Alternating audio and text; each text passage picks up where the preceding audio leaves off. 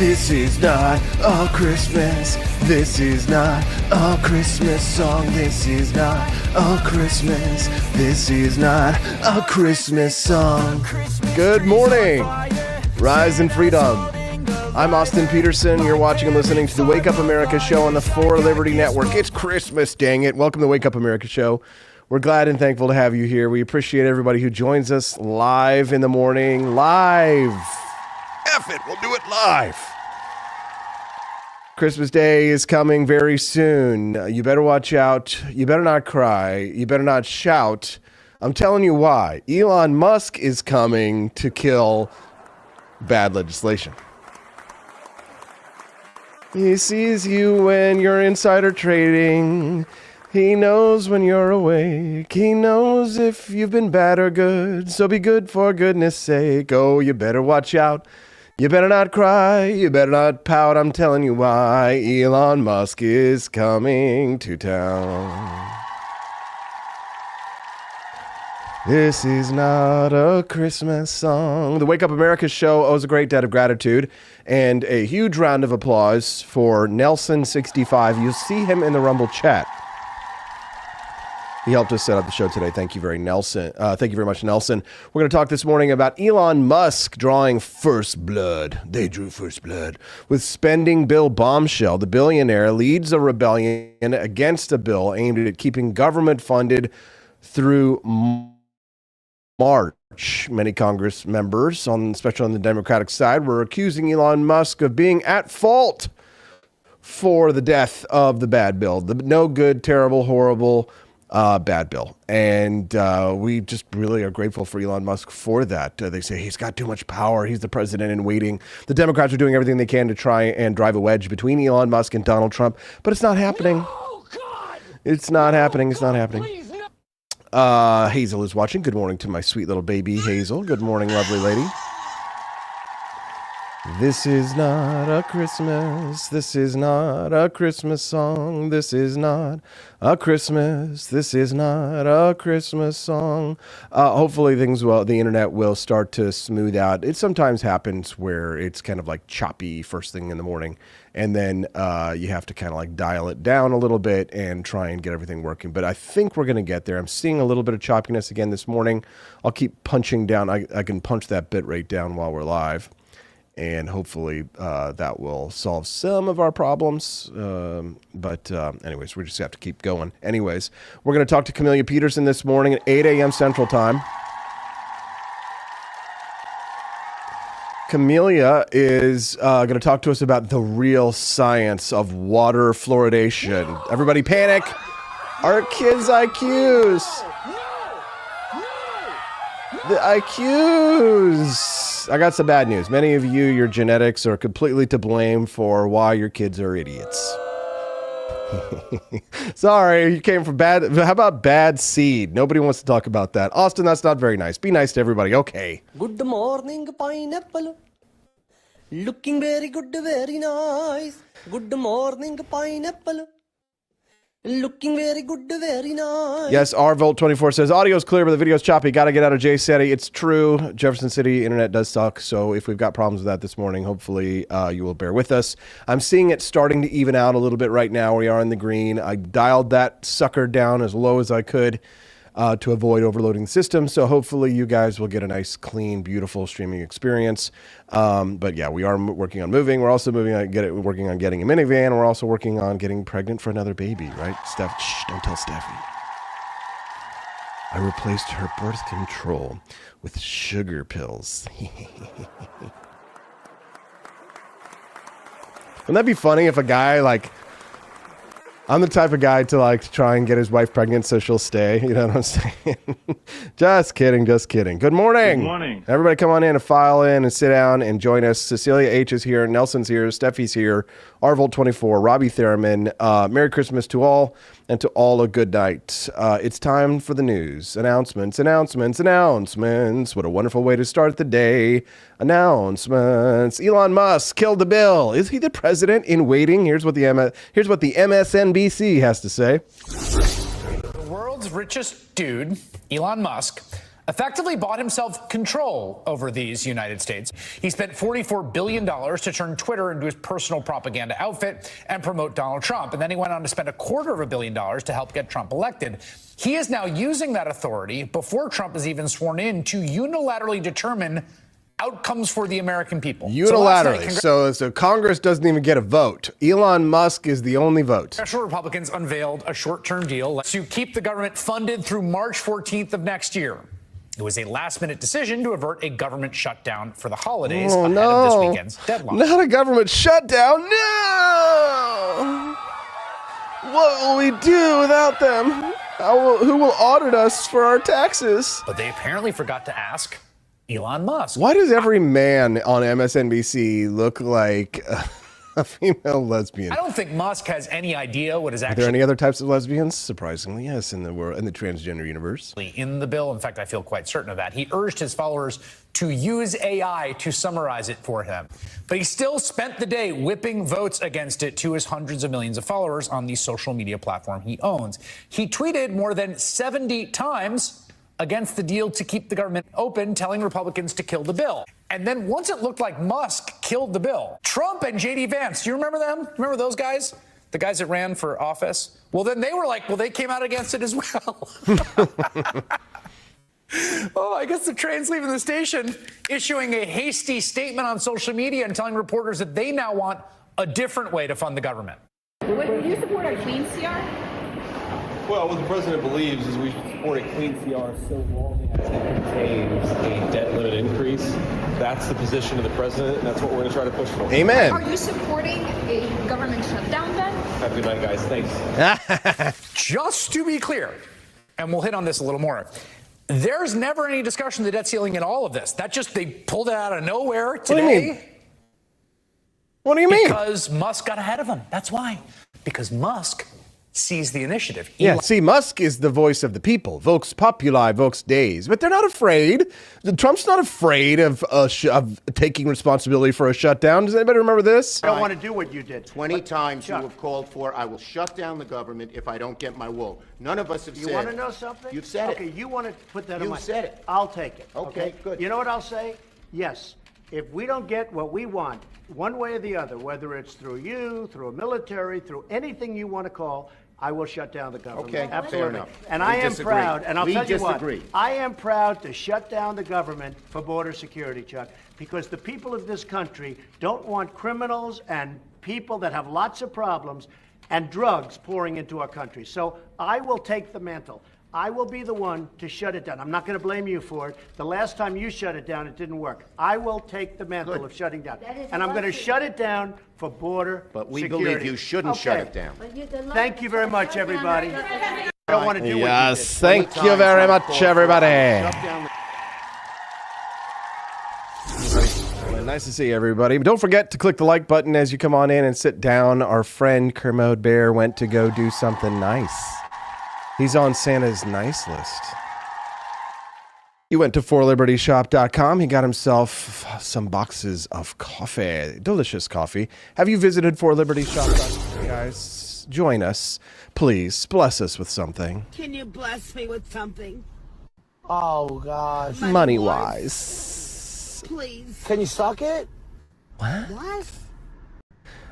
He bought himself some delicious founding flavor. I'm drinking Martha's mint coffee this morning as well. It's delicious. Chocolate, peppermint. It's delicious. I put a little chocolate sauce in my Martha's mint, so it has like that nice little minty, chocolatey taste. Tastes like a junior mint. Yeah, it's absolutely delicious. But here's the deal about the coffee, guys. Remember, no more Martha's mint. No more roasted chestnut. Yeah, you better do what Kermode Bear did and go over to forlibertyshop.com and get those holiday coffees. They are a treat. They're a delight. They make incredible gifts. You can get them at forlibertyshop.com. That's the number 4, libertyshop.com. While you're there, grab yourself a box of one of our other delicious founding flavors coffees. Oh, look at that cute family. Look at that beautiful baby Hazel there. Guys, we appreciate you very much. Thank you so much for supporting our small family business. We wish you a Merry Christmas and a Happy New Year. We wish you a Merry Christmas. We wish you a Merry Christmas. We wish you a Merry Christmas and a Happy New Year. The show schedule next week will be, I will be here on Monday We may be here on Friday next week, but Tuesday, Wednesday, Thursday, we are out. That's right. It's Christmas. In our house, we say Merry Christmas. Thank you, Cecilia, for your generous Rumble Rant donation, guys.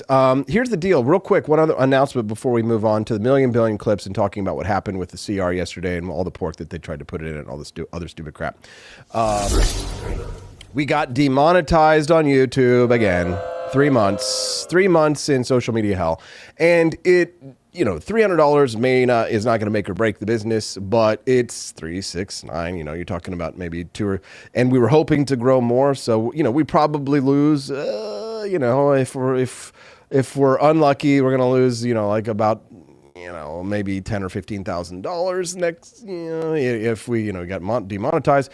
But seriously, we really just lost like $300 a month is what it was. But that's real money. That can pay for our car, our minivan payment, right? When we get the baby, the new minivan. But we got demonetized on YouTube. And it was for a video that we posted that was a crazy liberal saying that the killer of the United Healthcare guy, Luigi Mangione, was actually a hero. And we posted it to express how ridiculous it was that this person was saying this and how wrong they were, but because of YouTube's rules, they took it down and demonetized us. So for now, 3 months, no YouTube, but I'm guessing, guys, they're probably not this is why we're a Rumble first show.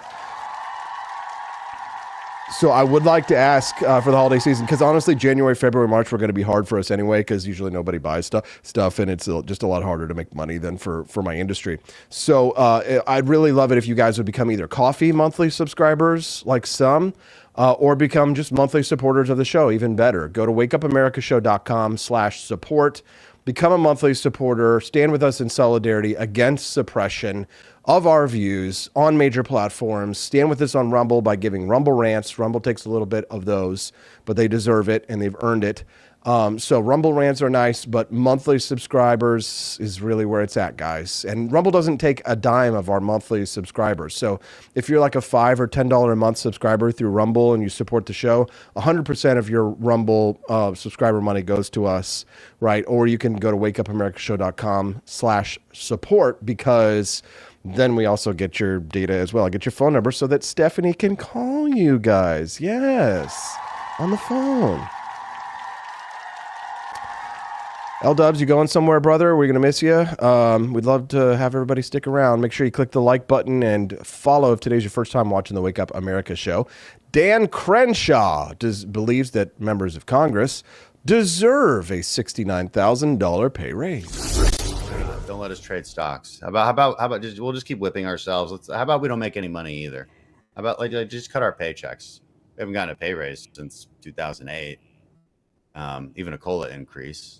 So, yeah, this is a great idea. Let's make Congress a place where only the millionaires can actually afford to do the job. This is a wonderful idea.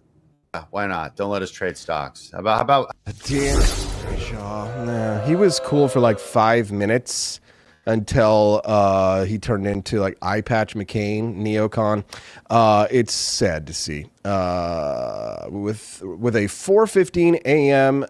Eastern Time social media post on Wednesday, Elon Musk declared that a must-do spending bill should not pass. You shall not pass. By early evening, the bill was dead, leaving the government barreling towards a shutdown just before Christmas. Lawmakers, that's interesting. John Rail is messaging me directly saying he doesn't see that the show is live. It's probably because I must have put it on the wrong channel or something like that. Sometimes I accidentally put it on my personal channel when it really should be on my public channel. So sorry about that. Hopefully somebody help John Rail out over on Facebook. John Rail, let him know that. Give him the link to the show this morning, or tell him that you should always just be following me on X at AP for Liberty, and then I post the link to the show for Rumble so that you can always find it. So yeah, I must have posted on my personal account instead of the channel page. Wah, wah, Austin, you're stupid. Lawmakers who might have underestimated Musk's ability to shake up Washington were suddenly having second thoughts. Over the course of on Wednesday, Musk pressed for Congress to kill the bill. He encouraged his more than 200 million followers on X, the social media platform he owns and we all love, to call the representatives to vote against it.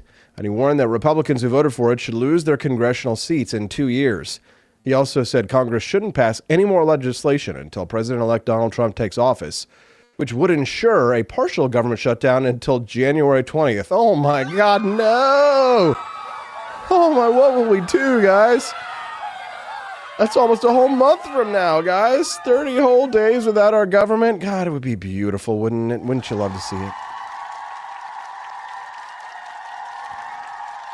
This is not a Christmas. This is not a Christmas song. Stop the steal of your tax dollars, he posted on X. Call your elected representatives. They are trying to railroad this thing through today. The full force of Musk's pressure campaign was on display all day Wednesday before Trump weighed in to oppose the bipartisan deal struck by congressional leaders, underscoring that Musk's influence on government spending and policy appeared to be much greater than initially envisioned. Yeah, the left is going to try and drive a wedge between Elon Musk and Donald Trump, guys. You got to watch out for that. We got to stay locked, arm in arm. They're giving themselves a pay raise. Do you guys deserve a pay raise? Well, that's news to me. It's good news. You know, what has it been, 10 years or 14 years and no COLA, no change at all? I think it's about time something's done. You support giving yourselves a pay raise? How would I not know about a pay raise? But I mean, people look at the performance of Congress and say, why should we give them more money? What about the media? Think about that for a second. We're not paid by public money. I know you're not, but I mean, half of your listeners are not there anymore. You're still getting the same paycheck? Oh my God! Oh my God! What? What did he just say? We're not going to pay by public money. He thought he had him there. He said half of your listeners are not there anymore, and you're still getting the same paycheck. Honestly, Dick Durbin, nice, bro. They're eating each other. They're eating each other alive. It's a beautiful thing to see. CNN is trying to drive a wedge to tank this. I mean, we have two unelected billionaires who are telling the American people going into Christmas that the government's going to be shut down, that our air traffic controllers won't be operating, that TSA won't be there to help you at the airports you're traveling to see your loved ones. Oh my God! Nobody's there. Nobody's gonna be there to stick their hand down my pants, guys. No! What are we gonna do? No TSA? Hey! We don't want no TSA. Elon Musk suggested this effort could be just the beginning of an activist role he will play as the co-chair of the Department of Government Efficiency. Hell yes. Musk has made it clear he will take on anyone in Washington he believes doesn't do enough to cut spending, even if that means confronting Republicans, unless Doge ends the careers of deceitful pork barrel politicians. The waste and corruption will never stop.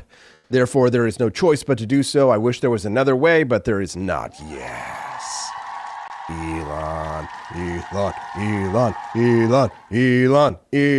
Chaos in D.C., CNN says, as Musk and Trump reject the GOP spending bill. They're going to try and play it up so that Elon Musk is really the president in waiting. They're going to try and drive a wedge between Trump and Elon by joking about him being the president, the real president, the shadow president, and trying to make Trump jealous because, of course, you never outshine the king. Hopefully, Elon will know that and will learn that lesson before long, before it tears them apart. So I think it's fair to call this an 11th hour monkey wrench in the works, 2 days from shutdown. What's the calculation here by Trump and Musk? I don't really think there is a calculation. Honestly, I think they've been clearly, as Donald Trump has been asleep at the wheel. This is being negotiated intensively for weeks now. I find it hard to believe that Trump was not clued into what was going on, but probably more likely just paid no interest until his benefactor, the one who spent nearly $300 million to get him elected, the one multi-billionaire richest man on earth who has numerous federal contracts, chimed in to oppose this bill. And all of a sudden, Donald Trump scrambled to try to kill it because his puppet master said so. And this is one thing when you have Donald Trump governing by tweet, as he did in his first term, where he was in communication with Congress. But now you have Elon Musk, an unelected oligarch, governing by tweet. Now, this is absurd. And what we have here is a bipartisan deal that Mike Johnson, the Speaker of the House, negotiated and brought to the House that has been scuttled by Donald Trump and Elon Musk and is putting us on the brink of a government shutdown. Please. The lies. It's just so sad to see what the left has become. It's the most wonderful time of the year. It's when the Federal Reserve Act was passed in 1913 in the dead of winter, Christmas night, in a session when everybody thought that there was everybody had gone home. Not a creature was stirring except for the creature from Jekyll Island. The Wake Up America show is brought to you in part by listeners like you. This is a liberty show. I'm a liberty Republican. I'm Austin Peterson. They call me AP for Liberty. You can find me at AP for Liberty on every single platform. We'd love to have you be a regular guest. If you're not a regular guest of the show, you can get alerts on your phone letting you know whenever we're live. If you click the follow button underneath the Rumble video chat, we'd love to have you be a regular guest. Come back and join us on the regular schedule, which is Mondays through Fridays, 7 to 9 a.m. Central Time. It's a 2-hour live show. And on Fridays, we have a very special day. That's when I bring in my smoking hot redheaded libertarian wifey, Stephanie, on the show. She'll be here with us tomorrow. Baby Hazel. I got to talk to Justin because he's in Kansas City, and I don't know if I'll be able to get him on the show tomorrow, but he did do a really nice Christmas special where he sang and took requests last week. So if you missed that one, you can check out last Friday's episode. But we call it Freedom Family Friday, and it's a really nice, warm, tender, fun, goofy show on Friday. So Amy J. Ease joins us this morning, as well as Blue Trike, Robbie Theraman. Nice to see you, bud. Did anybody forget that technically Joe Biden is president? Well, I'm so glad and thankful that you brought that up because I actually was, dang it, why is it not? Oh, there's my saved articles. Thank God. How the White House functioned with a diminished Biden in charge. Some of the secrets have been revealed. Take a listen to this, guys. This is Joe Biden like yesterday. One thing that we haven't been able to change yet, and it's starting to change, is that you go to a grocery store, a dozen eggs, a gallon of milk, a pound of bacon, still costs more than it did before the pandemic. That's a lot of money for people. It's taken time to change that. So there's reason for frustration, but there's gigantic change been made. Imagine if they had run on that platform. Like if Joe Biden had stayed in the race and just run on that platform, we might not be having these conversations about Elon Musk and Vivek Ramaswamy and the Department of Government Efficiency. It wouldn't be a government agency. It wouldn't be a shirt at my store or a hoodie on my store. We would not be having these conversations. It's just a fork in the road. I was listening to Joe Rogan the other day, and he talked about the two major events that could have changed everything. And I can't remember what the second one was that he mentioned, but one of them was that Trump turns his head, right? All of history changed, like a whole completely different universe of possibilities if Trump had kept his head straight forward instead of turning to the right and the bullet whizzing by his head. A completely different universe that we lived in. All of these live streams, which would have shown it, the assassination, the anger, the rage from Trump supporters, the country would just have torn itself apart. And at this point now, we're starting to heal.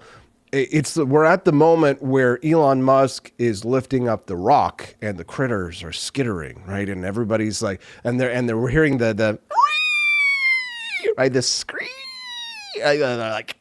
It's like what's up in the movie Aliens, when they turn the pulse rifles on and Vasquez is like, let's rock, and they just like, brr, brr, brr, and they're like right, right? We're at that moment, right? And hopefully it doesn't end for us like it did for the Space Marines and aliens, as you know. Game over, man. Game over. R.I.P. Bill Paxton. During the 2020 presidential primary, Jill Biden campaigned so extensively across Iowa that she held events in more counties than her husband. A fact that her press secretary at the time had touted to a local reporter. His superior in the Biden campaign quickly chided him as the three rode in a minivan through the state's cornfields. Anthony Bernal, who was then a deputy campaign manager and the chief of staff to Jill Biden, pressed La Rosa to contact the reporter again and play down any comparison in campaign appearances between Joe Biden and his wife, who's 8 years his junior. Can you imagine? I've seen this kind of stuff happen all the time. Hey, you just said all this stuff to a reporter. Now call the reporter back at like stupid campaign decisions from higher ups than the campaign. So obviously dumb, right? Just like the strategy in that would just be to let the sleeping dog lie. Don't call the reporter back up and then just by trying to play down the comparison, you're playing it up because you're calling attention to it. These idiots, man. These are the people who think they should be governing the rest of us, by the way. Jill Biden's energetic schedule only highlighted her husband's more plodding pace. The message from Biden's team was clear. The more you talk her up, the more you make him look bad. The small correction foreshadowed how Biden's closest aides and advisors would manage the limitations of the oldest president in U.S. history during his 4 years in office. To adapt the White House around the needs of a diminished leader, they told visitors to keep meetings focused. Interactions with senior Democratic lawmakers and some cabinet members, including powerful secretaries like the defense secretary and the treasury secretary, they were actually talking very rarely. The people who were supposed to be the closest to the president, making some of the most important decisions that are being made by our government, are rarely communicating with the person who's supposed to be in charge of them and overseeing them. Some legislative leaders had a hard time getting the president's ear at key moments, including ahead of the U.S.'s disastrous pullout from Afghanistan. Are you starting to see a pattern here with a presidential hands-off approach being pulled away from the people who are making these decisions? No wonder the pullout from Afghanistan was such a disaster. Senior advisors were often put into roles that some administration officials and lawmakers thought Biden should occupy, with people such as National Security Advisor Jake Sullivan, Senior Counselor Steve Ricchetti, and National Economic Council head Lael Brainerd and her predecessor frequently in the position of being go-betweens for the president. Press aides who compiled packages of news clips for Biden were told by senior staff to exclude negative stories about the president. So the president wasn't talking to his own pollsters, as surveys were showing him trailing in the 2024 race. What's fascinating, too, Joni Rankin and everybody's asking, is Rumble app not working or showing AP stream? No, it's my fault, guys. There's a little setting when you start the stream that you're supposed to set that says put it on my channel and not my personal Rumble page, and it looks like I put it on my personal Rumble page instead of the channel, and the channel gets more visibility and has more followers, so a lot of people probably just had no idea that we were here on this link. So it's my fault. Womp womp, Austin. You're an idiot. Good news, guys. You unlock the bonus content, but don't let that deter you. Don't let that deter you. We'd love to have you guys support the show by giving us Rumble rants, making generous donations, deck the halls with boughs of holly, fa la la la la la la la la. The Wake Up America show is going to speak to Camelia Peterson in about 22 minutes. Deck the halls with boughs of holly, la la la la la la la la la. 'Tis the season to be jolly. Fa la la la la la la la. Donald Trump weighed in on the ridiculous spending bill on Truth Social today. Here's what he had to say. Sounds like the ridiculous and extraordinarily expensive continuing resolution plus is dying fast. But can anyone imagine passing it without either terminating or extending the debt ceiling guillotine coming up in June? Unless Democrats terminate or substantially extend the debt ceiling now, I will fight till the end. This is a nasty trap set in place by the radical left Democrats. They are looking to embarrass us in June when it comes up for a vote. The people that extended it from September 28th to June 1st should be ashamed of themselves as political malpractice. Also, the Communist Global Engagement Center, a project of crooked Hillary Clinton, should not in any way, shape, or form be extended. And the shielding of the very corrupt J6 Unselect Committee of political losers and thugs would be suicidal for any Republican approving it. Likewise, this is not a good time for Congress to be asking for pay increases. Hopefully, you'll be entitled to such an increase in the near future when we make America great again. Now, what is he talking about with this Communist Global Engagement Center? Well, I'm glad that you asked that. I ask the questions and then I answer them, but I figure you're probably asking them as well. What is the Communist Global Engagement Center? Well, here's what it is. This was a kind of a sneaky reprieve that was attempting to be handed to federal censors. So tucked into this 1,547 page continuing resolution is a section that's titled Global Engagement Center Extension. Global Engagement Center Extension. So remember this.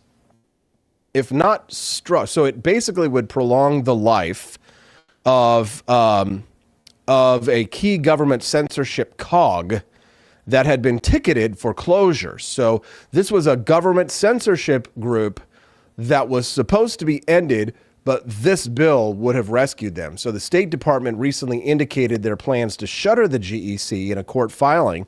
The department announced plans to realign the GEC's staff and funding to other foreign information manipulation and interference activities, which should give free speech people like ourselves pause, right? But any deep state concession would have been significant if they had passed this bill. GEC was formed to counter foreign propaganda and disinformation campaigns. But like other parts of the Fed-led censorship apparatus, the interagency entity underwent civil rights eviscerating mission creep, expanding its mandate to suppress the speech of Americans guilty of wrongthink. Of course, any government agency that's created by conservatives will eventually be used against them by Democrats. Postman 4242 found us this morning. Glad to see it. Ho, ho, ho. Now you have a flintlock emoji. Entropy Nomad, did you get I'm pretty sure the flintlock emoji is for monthly subs only, but I don't see the little red tower icon next to your name. Is the flintlock emoji for everybody to use? I thought it was just for people who are monthly subs. I'm not sure. Maybe it's just not showing me the monthly sub. You can only have so many little things, badges next to your name. Let's see how many. How many badges?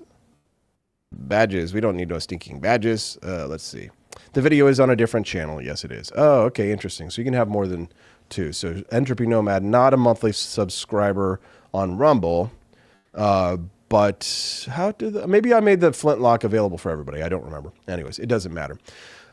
So this is a censorship apparatus that was supposed to be about countering foreign propaganda, but it was turned around, of course, against patriotic Americans, people like you and I, and it was meant to be defunded and it was meant to go away, but it never did, and it was eventually turned against us. So it's meant to go away. They put it in the continuing resolution to try and save it. And so this is a group, a government agency, funded agency that acts on behalf of the government to try and suppress opinions here in the United States.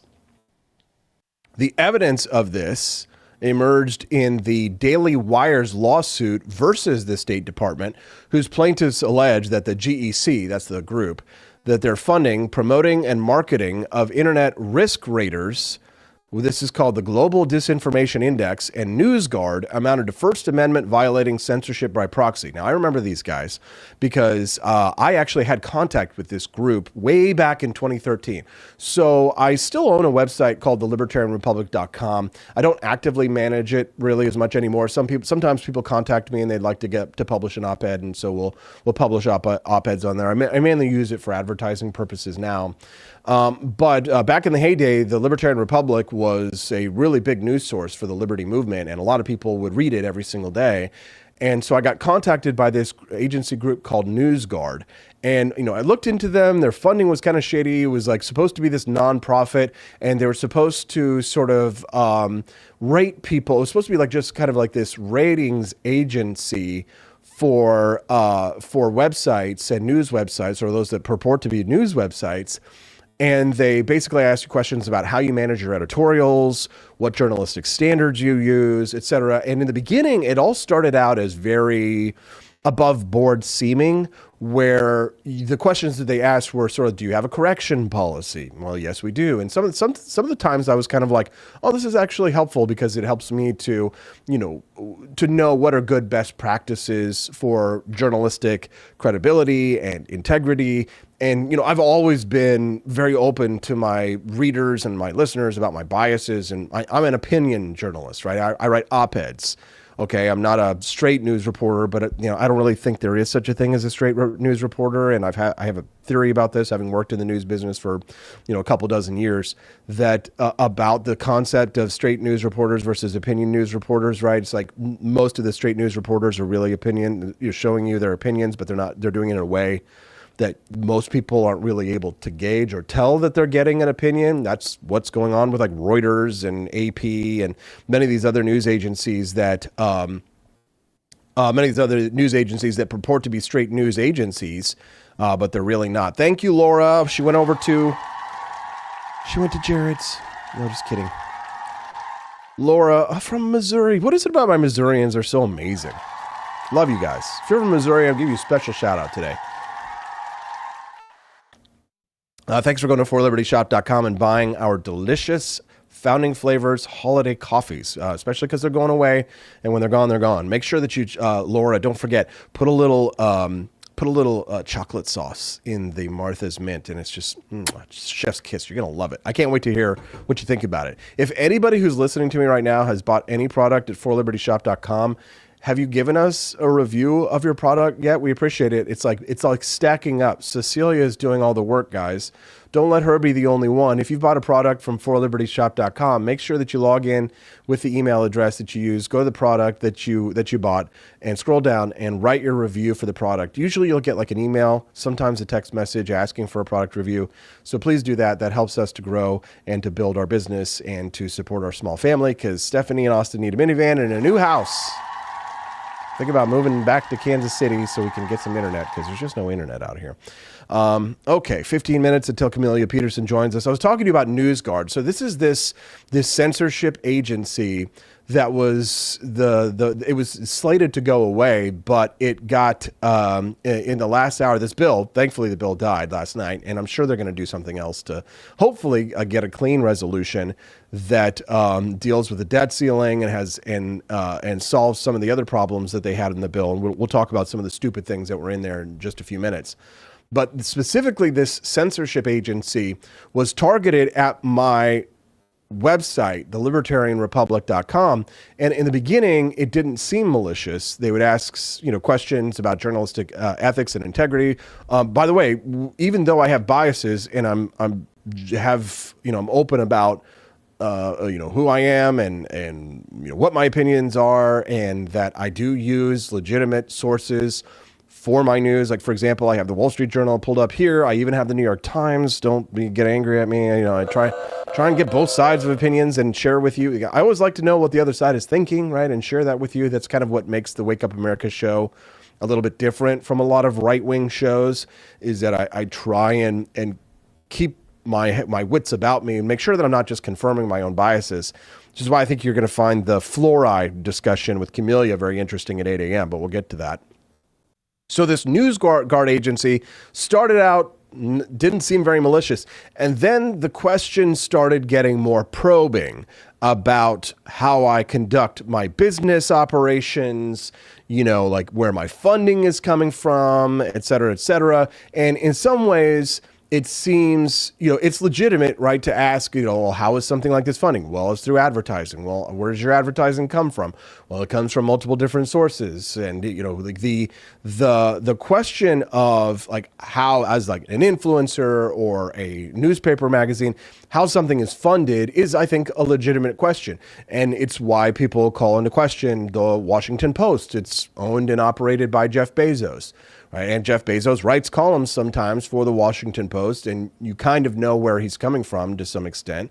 Mark Zuckerberg, right? All these billionaires, right? But they seemed very interested in my business operations in an exceptional way. And what they did was they sort of punished you if you didn't give them information by giving you lower ratings. But I started to grow suspicious about this agency and the way that they were trying to manage essentially my business and to call my ethics and journalistic credibility into account and to threaten me with lower ratings if I didn't provide them with information. It almost seemed like they were doing journalism on me. And I'm like, who are these people? And why are they asking such intimate personal questions? It's like, I don't like, it's not a nonprofit, right? I'm not required to list my donors. I'm not even required by law to list my advertisers. The beautiful thing about it now is that I'm my biggest advertiser. I've got forlibertyshop.com. Boy, that's a help,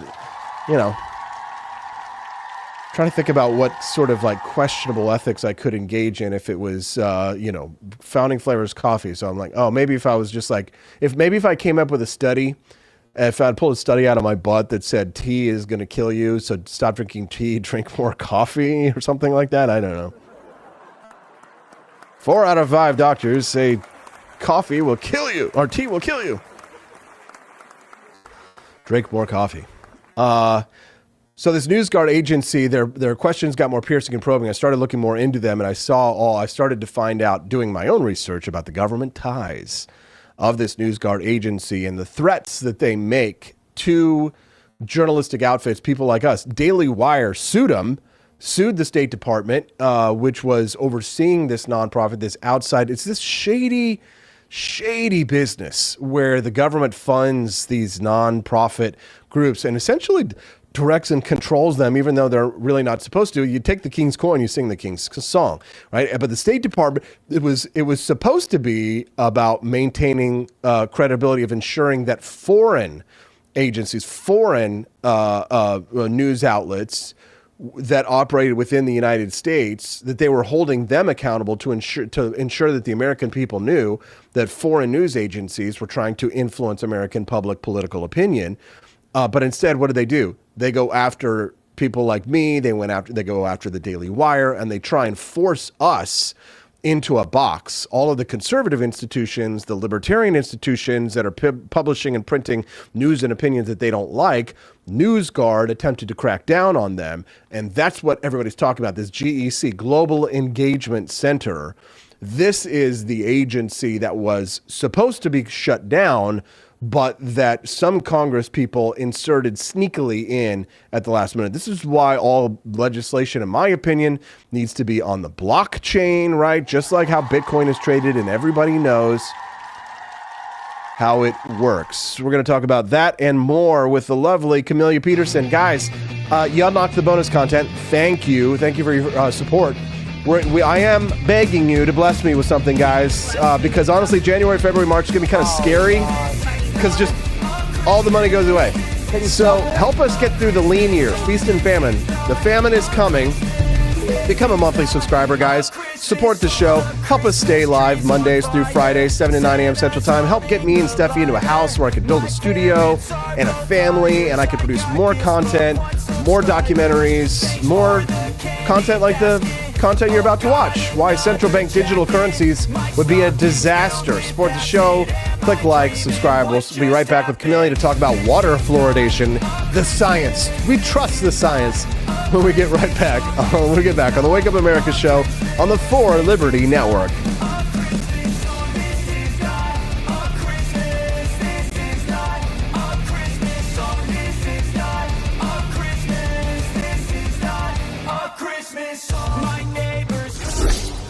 At the perils of central bank digital.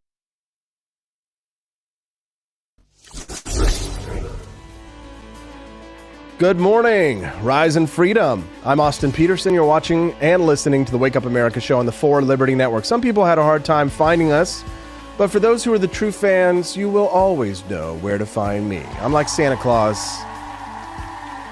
Pop up when you least expect it. Show up with a machine gun. Oh no, that's John McClane from Die Hard, actually. Now I have a machine gun. By the way, Die Hard Christmas sweaters are going to go on sale today. So if you always wanted to wear the ho ho ho, now I have a machine gun sweater from Die Hard, we have it in our shop, and I'm going to put a discount on it today. So keep an eye out on that. We appreciate you for supporting the show. And remember, holiday coffee is also going away. Oh my God, yes. No more roasted chestnut. No more chestnuts roasting on an open fire. No more Jack Frost nipping at your nose.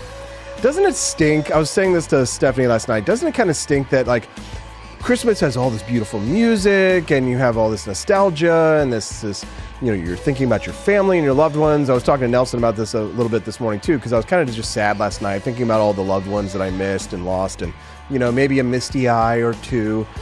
And then it's like, it goes away and Christmas is over, and then you got January, February, March, and it's just like, ugh, it's just gross and disgusting. The roads are nasty, and you still have to suffer, and there's no Christmas music, and everybody hates each other.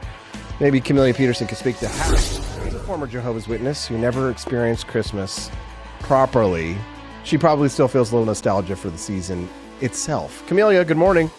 Yeah, well, good morning. One correction, I was never Jehovah's Witness. Oh, I'm sorry. Was it Seventh-day Adventists?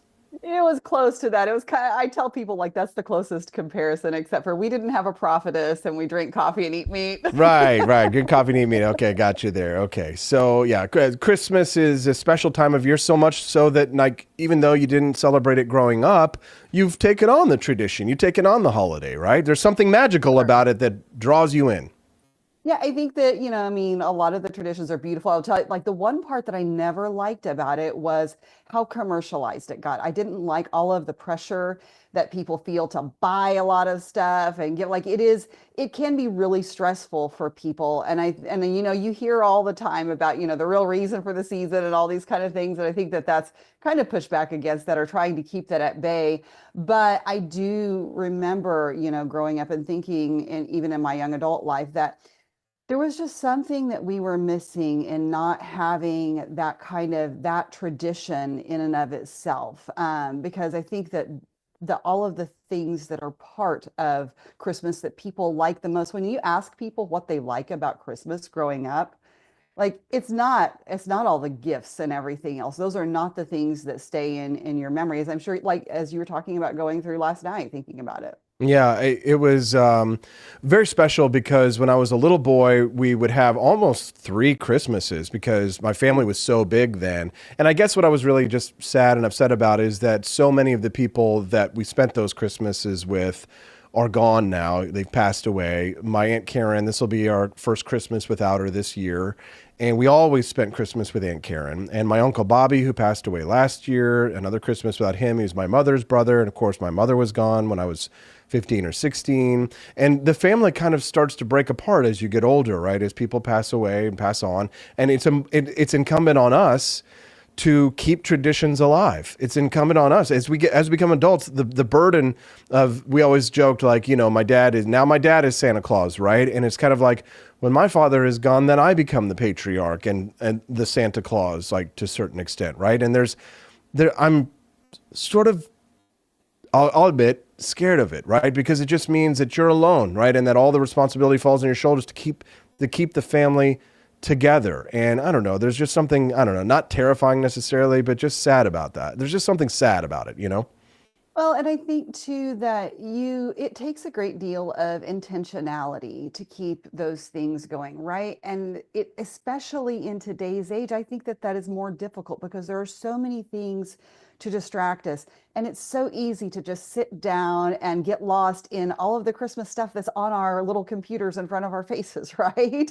And, like, so it's easy to let some of those things go by the wayside because they do require effort and intentionality. Yeah, it's you know, it's also difficult for me. I was talking to Nelson about this morning because, you know, I'm not how do I say this kindly? I'm a secular agnostic, right?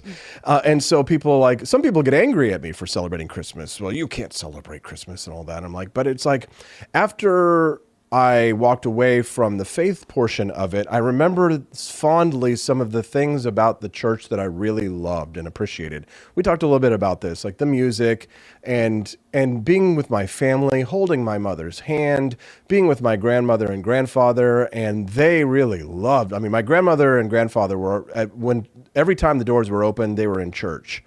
And so we would have the pageant every year, and at Christmas they tell the story of Jesus, and it's a dramatic tale with like a full-blown diorama. This was like mega church before mega churches really were kind of a thing. And so they would do this beautiful ceremony. Even one year I got to participate in it. And it was very, patriotic, wave, salute the flag kind of stuff. Jesus is a Republican kind of stuff. You know what I mean?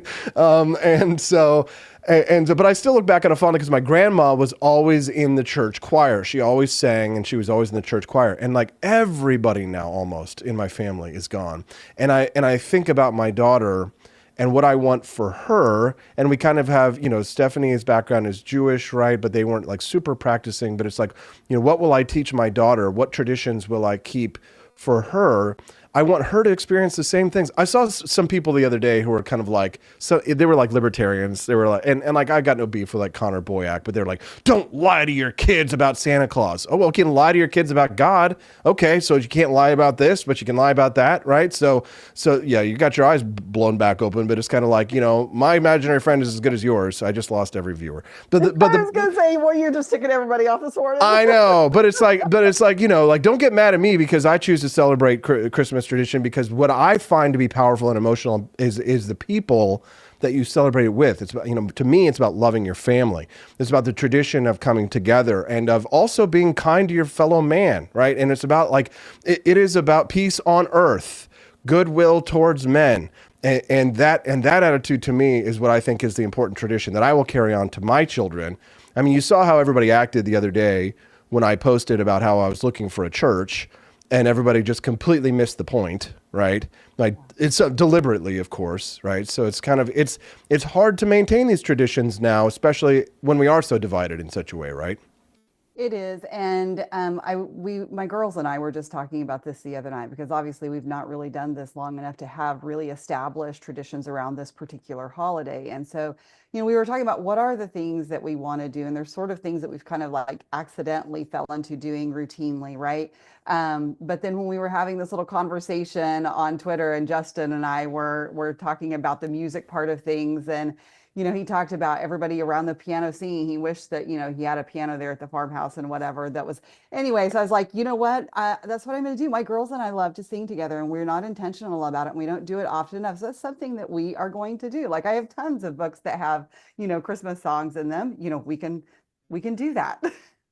Yeah, exactly. And it's about the music and about the family and about love and togetherness. And that's what it's really about for me. It's not about some esoteric relationship with some guy from 2,000 years ago. As much as I know, understand and appreciate that that's important to people, I look at that the same way that I look at the claims made by Mohammedans and by the Jews and by the Scientologists. Like for me, like it's really about how you treat one another and about loving, being, it's about your community and the people who are close to you and love you. And it's important to us to build up our families so that we can share those, because what I really was I wasn't even just kind of like misty-eyed for myself. I actually was like, thanking whatever there is up there. If there is something up there looking down on us, I was thanking heavens that I had a child, because I've read so many stories, Camellia, from people who don't have kids and about grandparents that never were, and how they're so, I can't imagine, because I feel so alone in some ways because I've lost so many of my family members and I only have like one daughter, right? I'm kind of wishing for more children, right? And I hope I have them. But it's kind of like, think about all the people who in this holiday season and like who would like wish that they had a child, wish that they had a grandchild. Sure. I really think a lot of people are going to regret the whole, I'm going to wait to have kids, or I'm not going to have kids. I'm never going to have kids. I think a lot of people regret it around Christmas time. Don't you? I do. And so you kind of made me think of something, a conversation I was just having with a friend the other day. And, we've talked about this article many times over the past few years about how that's titled The Nuclear Family Was a Mistake. And it really talks about how that there's been such an emphasis on the nuclear family that we've left aside the extended family, which is really what shores us up in our communities. Because when there's holes in the nuclear family, you have that extended community to step in and fill those gaps. And I was talking to a friend the other day, and they have created a tradition where her little family, she and her husband and their son, and another little young couple with a new baby, and then another gay married couple, right? Like they as their own little family go on a Christmas vacation and spend that time together. And that's become their tradition.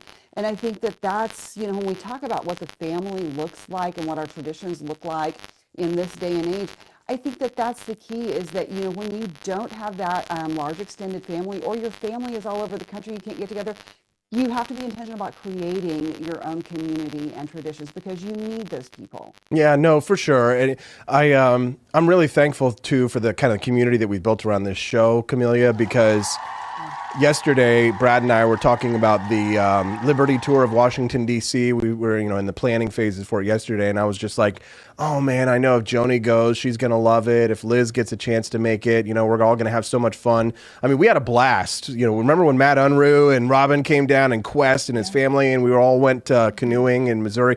How much fun would it be to spend 3 days together and to go through D.C.? And I'm like, doing searches on like the most libertarian stuff to look for. There's not much in D.C.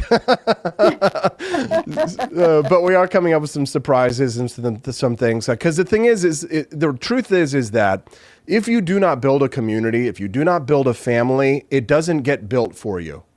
No. Right. For most of us, we don't get the gift of just having. Some of us are born into large families and get that throughout our lives.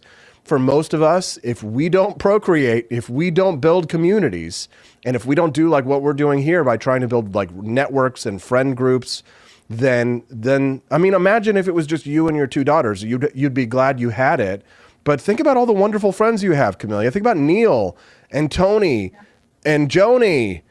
All of our friends, the wonderful people. You built that, right? It's kind of amazing, isn't it? It is, and it's one of the things, and I've said this for years, that I think that it's something that you have done no matter what kind of stage you've been in, what you've been doing with your career, whether it's been radio, whether it's been before that, whether it's been your campaign, you have created community everywhere you go, and I think that's been something that's very unique to what you do. Mm-hmm. Yeah, Blue Drike's mad at me. He says, it's hilarious to listen to him crap all over Christians and then instantly espousing Judeo-Christian values. I didn't crap on Christians, I crapped on Christianity.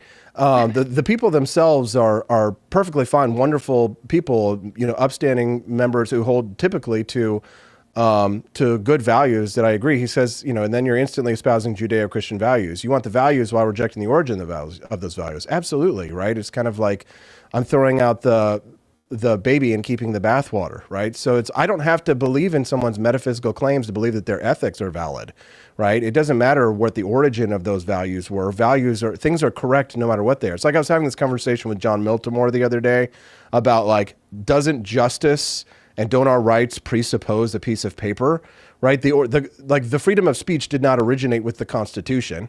The Constitution is not a sacred document. So it's like, but apply that to every other document in the world because they're all written by men. But yeah, people always want you to accept every single facet or tenet of their beliefs.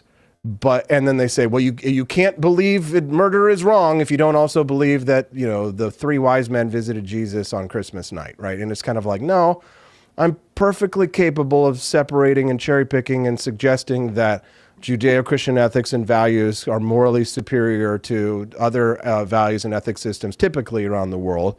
While not having to believe the metaphysical claims, I can believe in the ethical and spirit, not the spiritual, but the ethical and moral ones, because again, they predate the morals and ethics morality predates monotheism.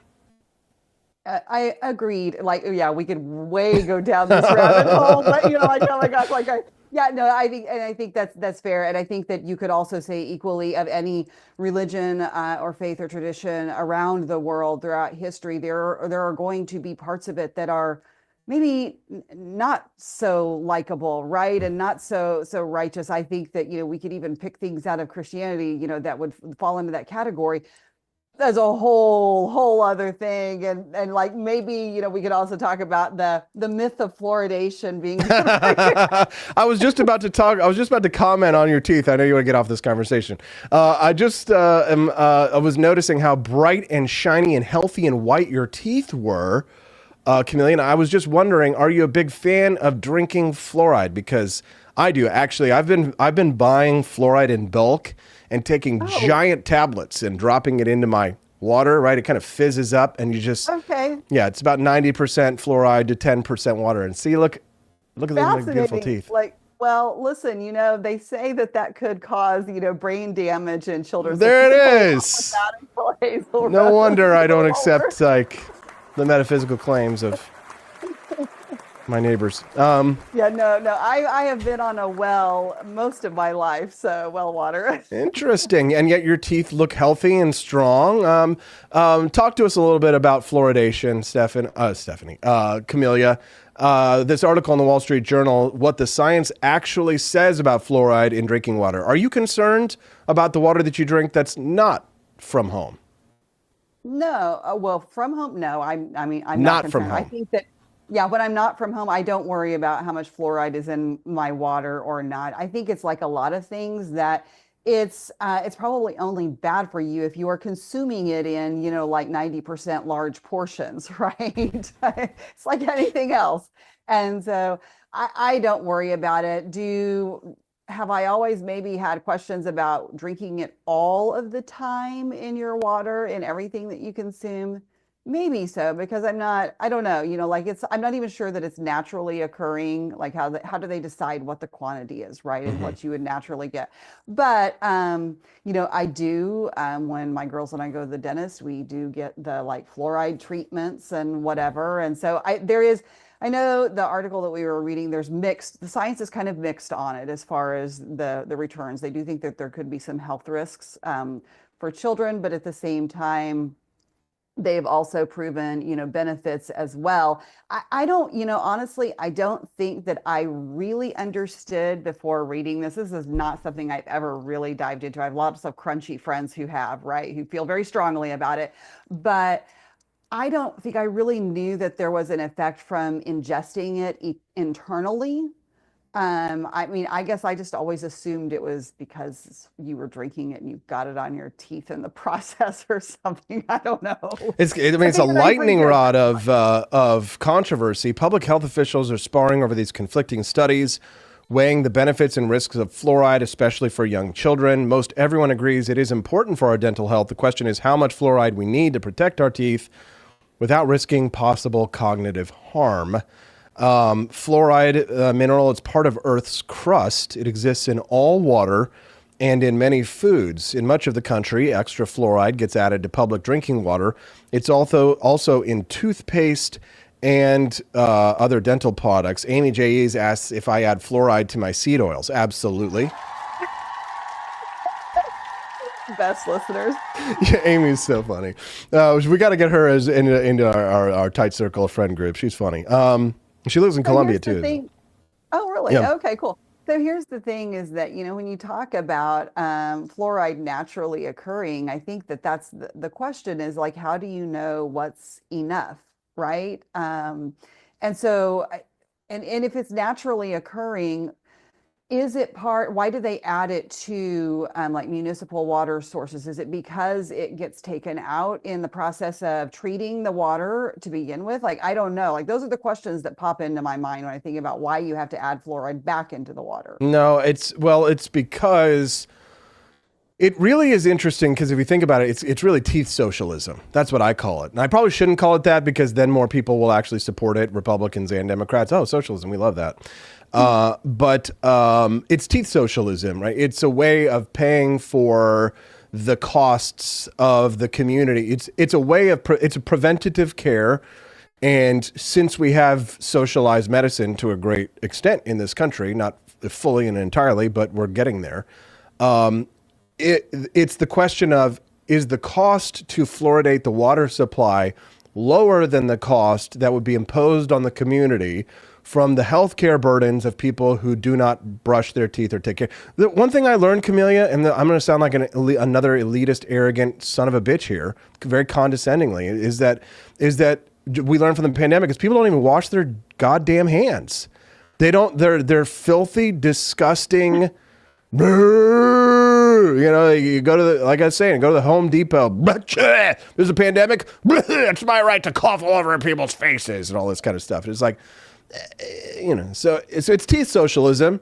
So the cost of fluoridating water is lower than the cost we would pay for people who don't brush their teeth and would use public services for the rest of us, right? So it's kind of like, I mean, in a libertarian society, we wouldn't pay for your teeth socialism. We wouldn't pay for your dental care, but we are paying for your dental care, and we are paying for your health problems. Right. And most health problems that people exist, like you can get like lung cancer, and your heart can be damaged by if you have diseases of the mouth, they quickly can spread to the rest of your body.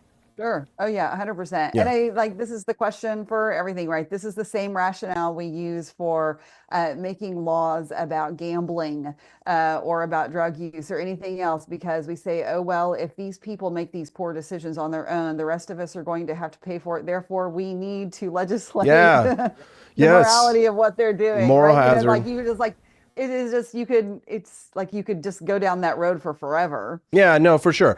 And we probably get enough fluoride in our toothpaste and other dental products.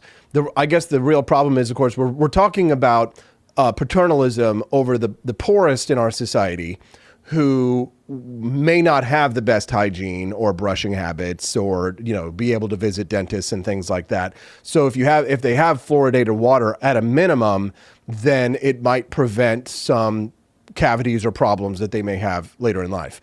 But I mean, again, it's kind of like it should be voluntary, right? You should be able to choose to have it. But the government fluoridates water in certain areas, not every area. I see that in Independence, Clementine is saying here in Independence, we have unfluoridated water, and it's top 10 in the world tasting competition, which I assume is a pay to win kind of thing, probably. Yeah, right. Plus in Independence, you don't have to worry about dental health because the meth takes care of that. Oh, God. Oh, gosh. Right. No, I mean, I think this is the principle that should be underlying everything in our decisions, whether we're talking about this or whether we're talking about school choice or anything else. Is like, it should always be the option to opt in, never to have to opt out. Mm-hmm. Like that should always be the choice. Mm-hmm. Like is to be able to opt into something. Right, but the claims are that on the other side of things, that there is a possible risk that a study that was published last year in the journal Environmental Health linked higher prenatal fluoride exposure to increased neurobehavioral problems such as anxiety or emotional problems when children reached age 3. The study measured urine fluoride levels in pregnant women in Los Angeles County and found that women whose levels were at the 75th percentile during pregnancy had children nearly twice as likely to exhibit neurobehavioral problems by age 3 than those at the 25th percentile. That's fascinating study. But there have also been studies that contradicted that, right? So there is very likely a level of fluoride much, much higher than what we have in the United States that may cause neurocognitive issues during fetal and early childhood development. There is strong evidence.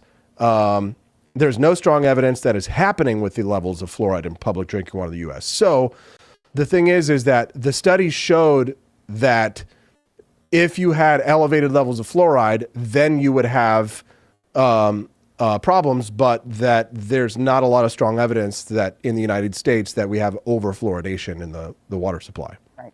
This is a little bit like the vaccines cause autism, argument too. There's so many factors that could contribute to things like, how do you choose just one, right?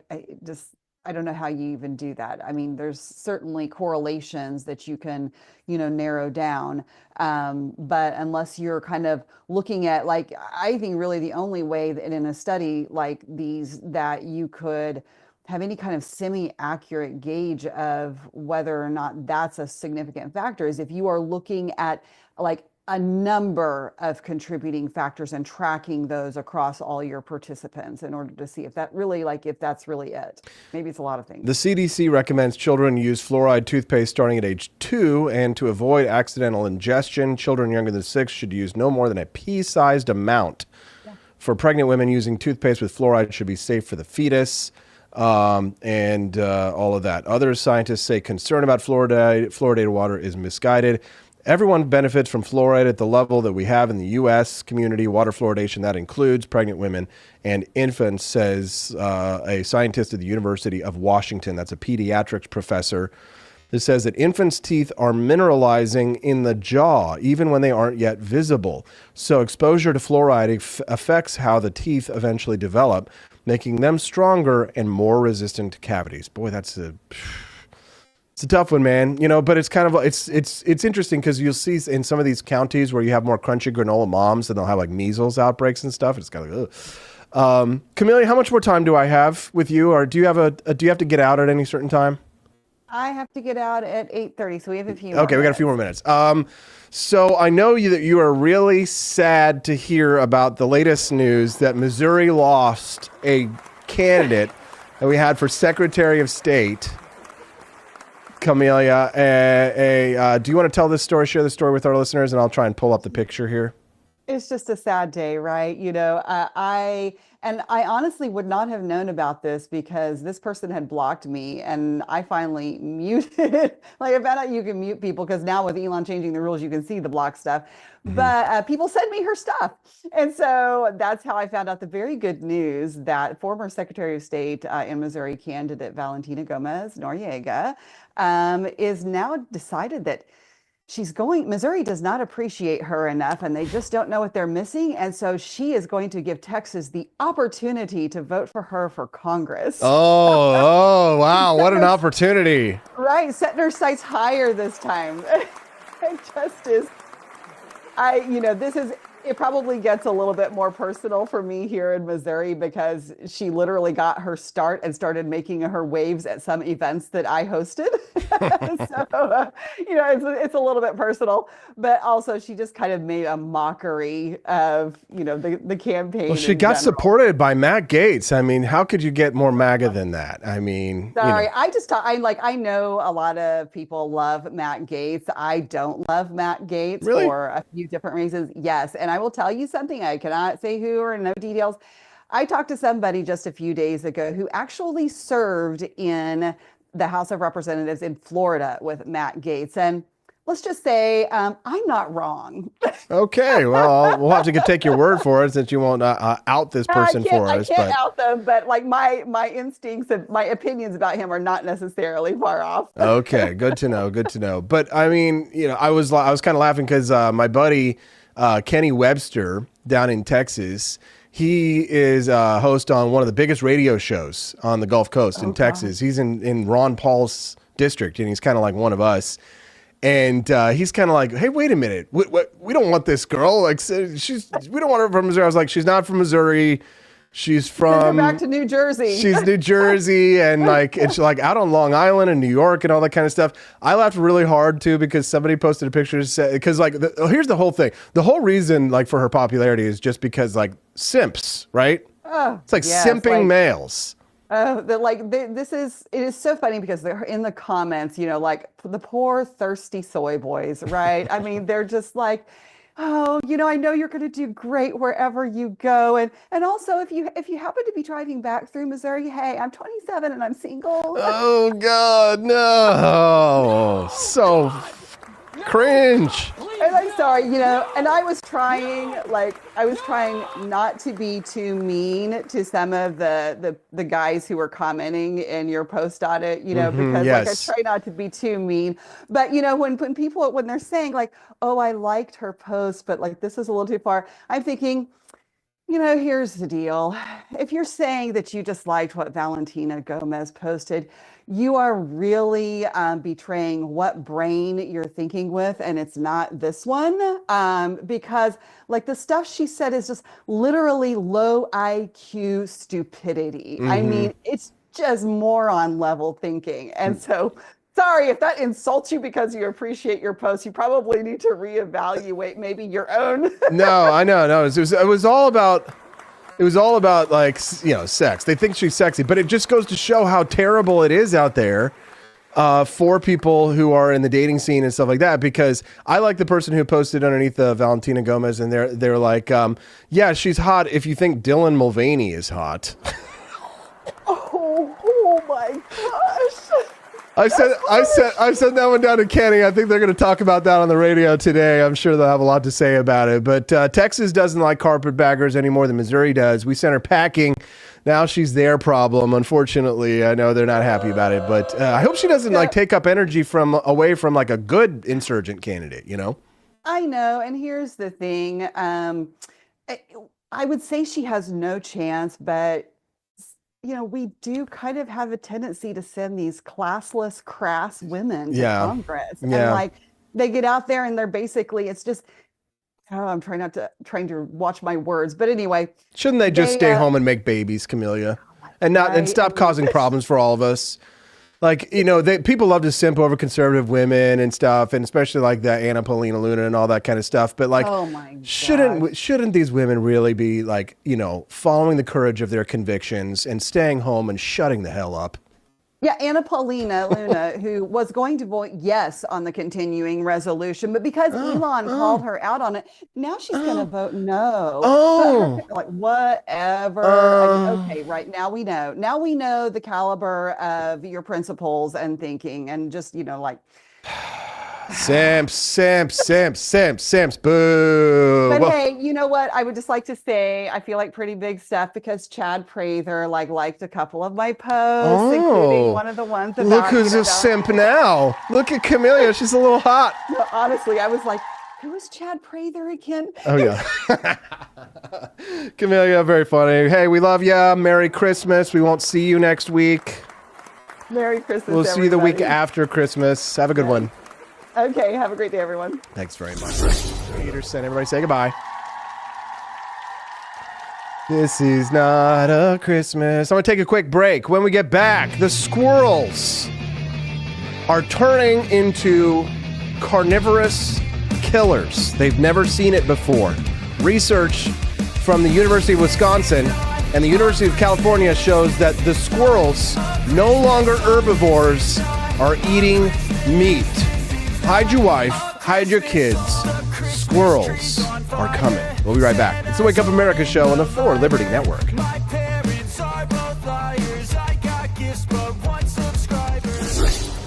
at the perils of central bank digital.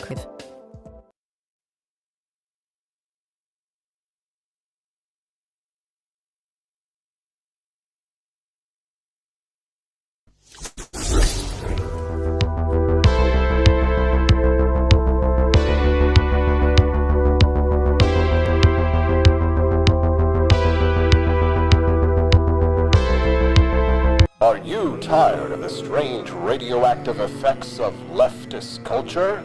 Do you ever wonder what happened to good old-fashioned American values? Well, fear no more, because there's a new force fighting back against the cultural rot of today. Introducing Culturama, a right-of-center talk show that's taking back the future today. Hosted by none other than blonde bombshell herself, Daniela Pensack. She's not just talking, she's taking culture back. With sharp takes, brilliant guests, and a few surprises along the way. Tune in to the live video podcast twice a week, because the future doesn't have to be weird. It can be Culturama.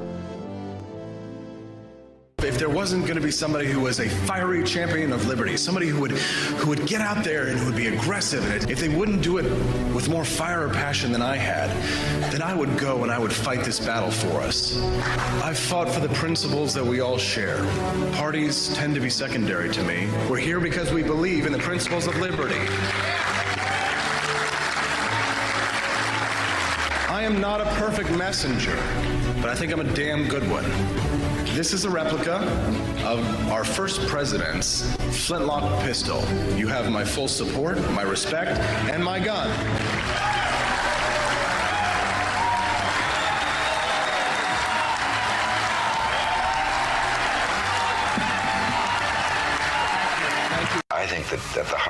philosophy is much more libertarianism than well, that's the fashionable word these days, I guess. A conservative is no longer just that. He's a libertarian, and always has been.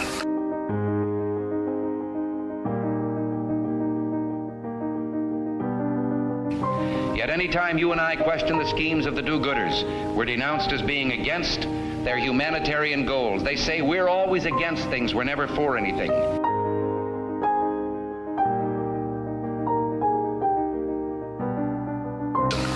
And what is fascism? Fascism is private ownership, private enterprise, but total government control and regulation.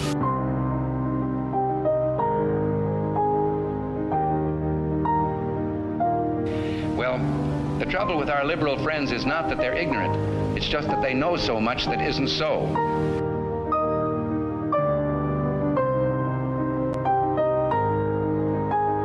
If we lose freedom here, there's no place to escape to. This is the last stand on earth.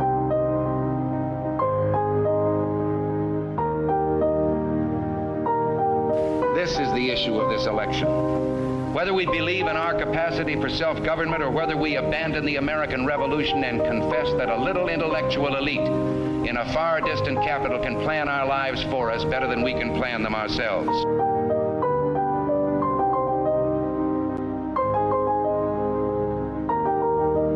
The conservative, so-called, is the one that says less government, get off my back, get out of my pocket, and let me have more control of my own destiny.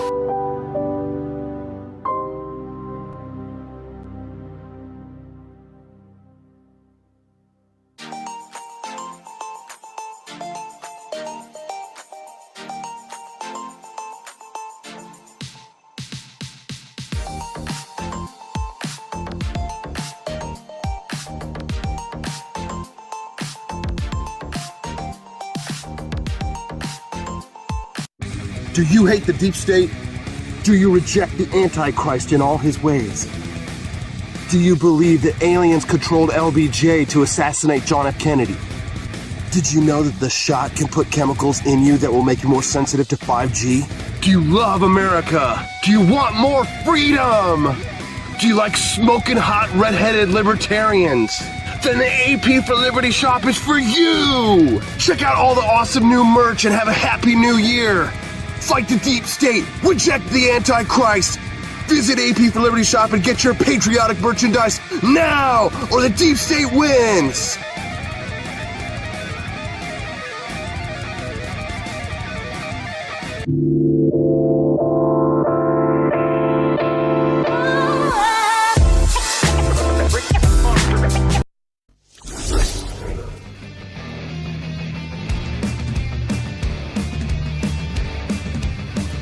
Good morning, Rise and Freedom. I'm Austin Peterson. You're watching and listening to the Wake Up America show on the For Liberty Network. We're glad and thankful to have you here. If you found the show this morning, congratulations. You're probably a real super fan because a lot of people didn't because I accidentally put the show on the wrong channel today. Whoops.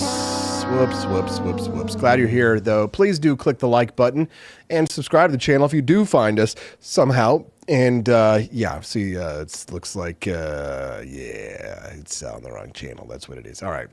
Congress tried to pass a $100 billion spending bill to ram enough pork down there to choke a toad. Christmas is only a week away. And while you're out doing last minute shopping, so's Congress. But here's the difference. You have a budget, Congress doesn't. And Congress just got caught trying to put $100 billion on our credit card. How long does $100 billion last? Probably all year, right? No, 2.5 months. And then they do it all again. Look at this. Look how many pages this is.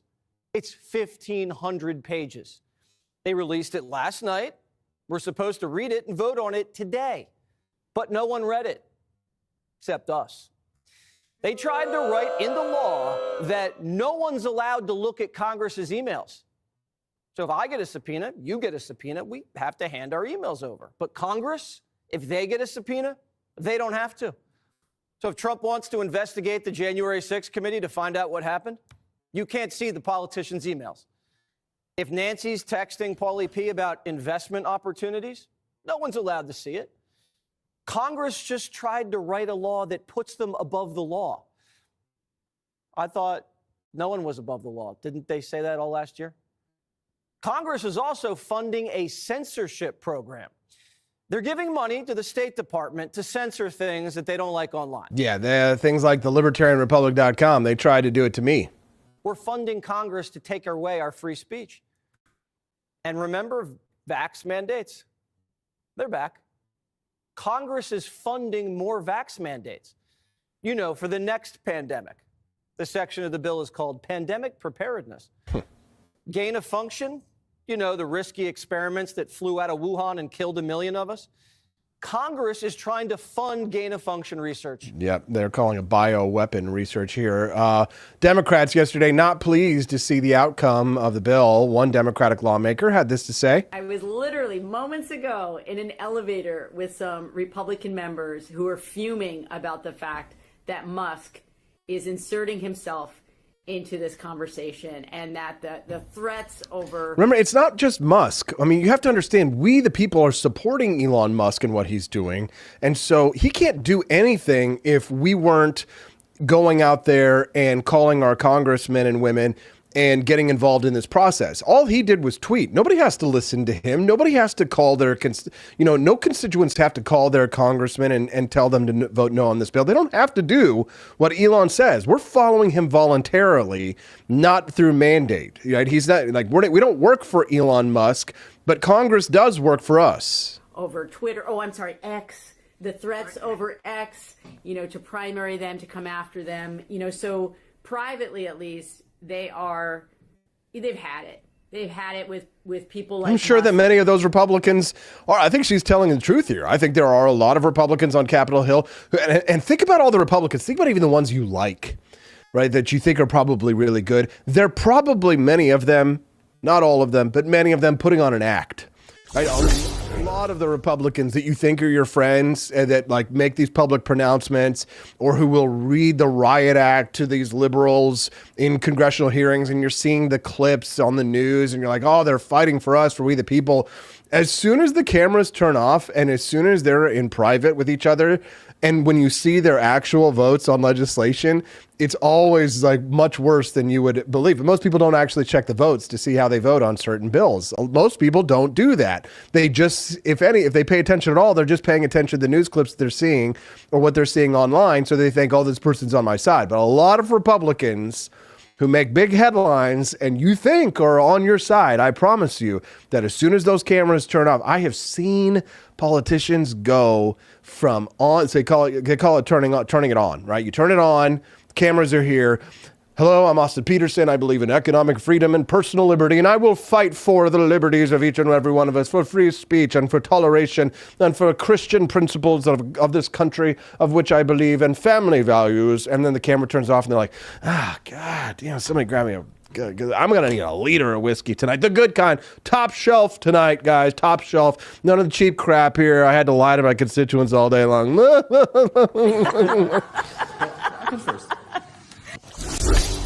That they have the right to insert themselves into a process of elected officials. We've all been elected to represent our constituents, to try to represent them. He is not elected. I just want to remind everybody of that. He may be a very wealthy person, but he's been elected to nothing. Right. Well, you still serve him, and also he will be appointed to an outside government commission that will work to slice the spending, to cut the spending, to cut things like this. Again, I'm sure not here in America. I'm sure we funded it to some other country like Ukraine or China, somewhere in Africa. Oh, no, 12 new biolabs that won't leak, they swear. $3 million to test the inspection of molasses. Not to test the molasses, to inspect the inspectors. Have we been having trouble with bad molasses? Yes, the molasses, I'll tell you. So it's the ultimate seed oil. What seed, no one knows.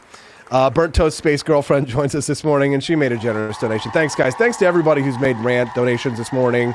Entropy Nomad, and so many others like Entropy Nomad. He donated twice this morning. And Cecilia H. and others. People who, like Kermode Bear, went to forlibertyshop.com and bought coffee this morning. We're so grateful for you guys. Thank you. January, February, March is going to be rough, honestly, for us. And the baby's here. I'm kind of stressed out about it. I'm not going to lie. I'm nervous. We got to get a minivan, and it's time for us to start looking for a new home in a place that actually has internet.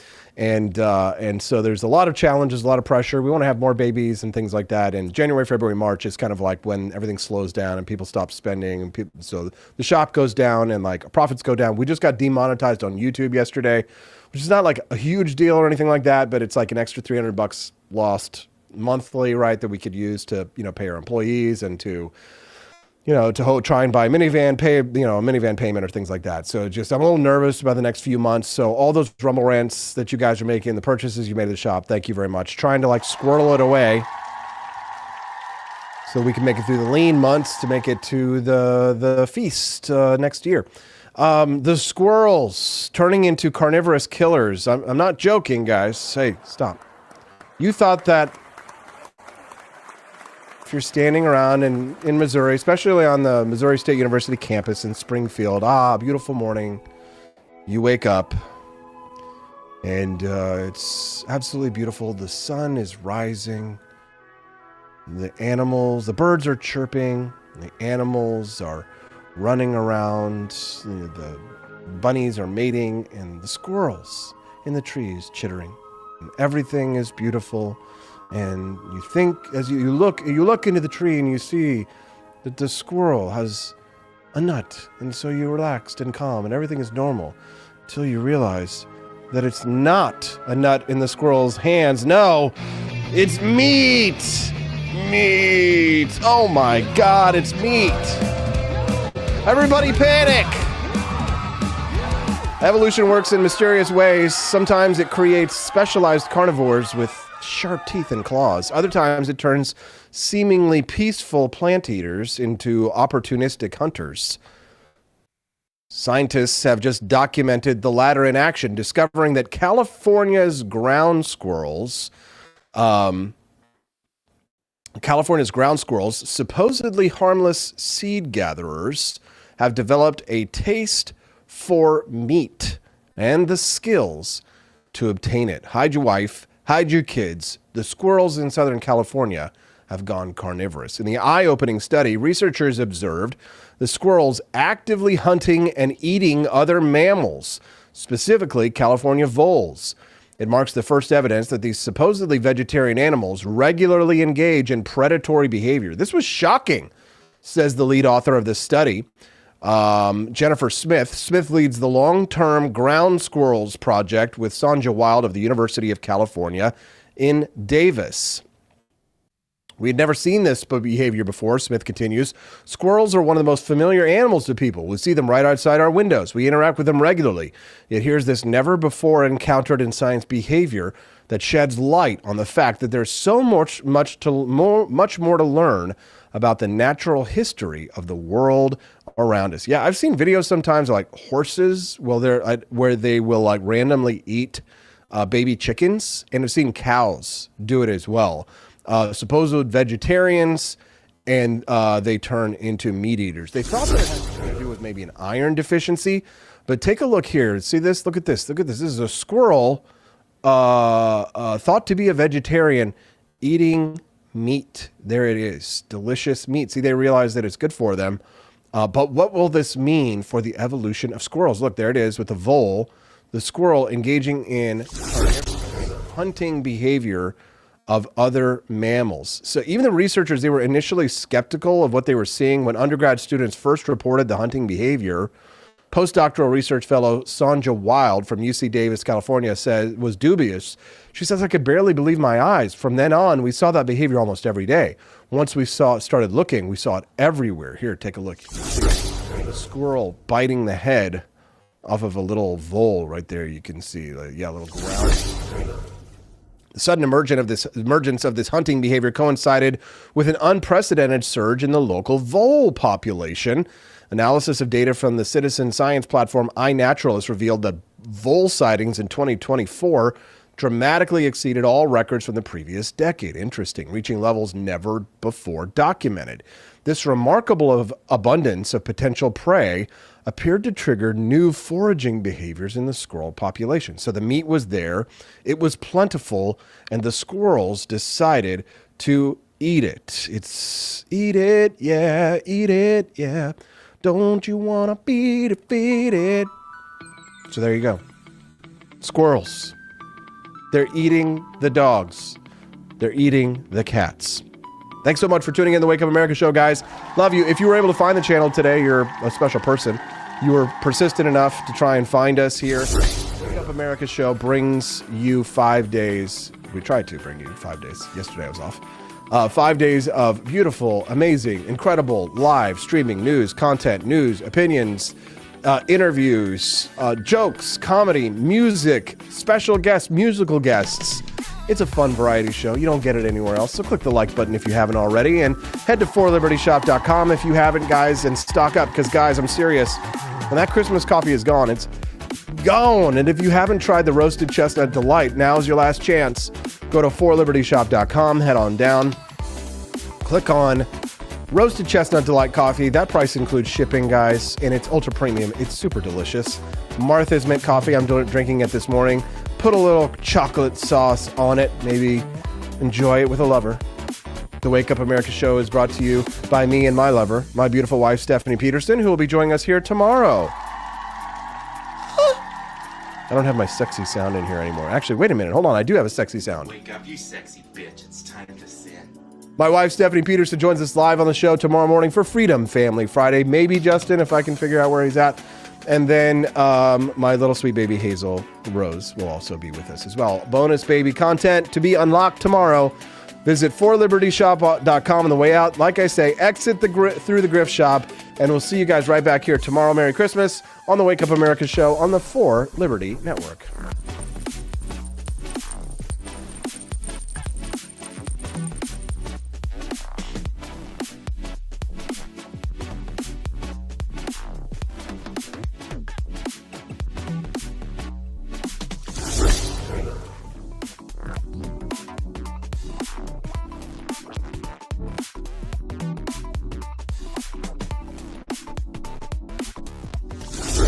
Glimpse at the perils of central bank.